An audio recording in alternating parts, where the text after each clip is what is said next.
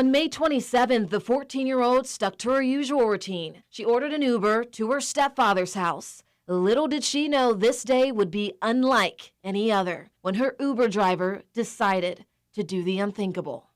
We got close towards up the hill from Walmart, and he decided to stop and then turn around and start going towards the city, but that's opposite. The young girl was now stuck in a moving car with a complete stranger, uncertain where they were headed. He mentioned that he lived uptown, and I was just like, okay. Terrified about what might happen next, but determined to make it home safe, the 14-year-old made a swift choice. As soon as the driver made his next stop, she jumped out.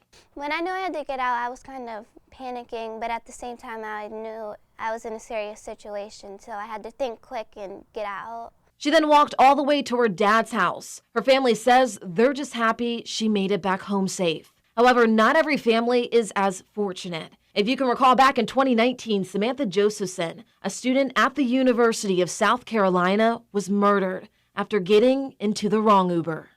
There was a car that pulled up, was going around in circles, looking for a victim, and Samantha got into the car, and she wasn't seen again.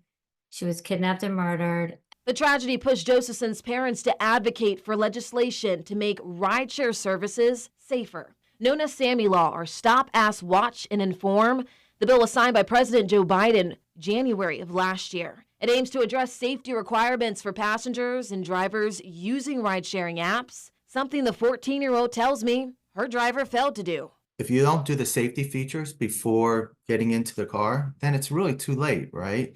So that's why we actually started the foundation, so that this doesn't happen again, because it is the worst nightmare for us. In 2017 and 2018, Uber's safety report revealed close to 6,000 allegations of sexual violence or assault involving drivers. 3,000 of those incidents happening in 2018 alone.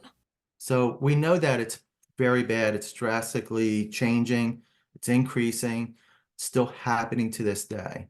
The Josephsons say 2 years since Samantha's passing, their message remains clear, and that's taking extra safety steps to prevent tragedies. You know, I wish someone had done it before us, so that Sammy could still be here with us today. And as for the 14-year-old, well, she's spreading her own crucial message for those considering taking an Uber in the future. I would say don't get in one, but if you have to, just stay off your phone and watch where you're going and pay attention to make sure he's going the right way.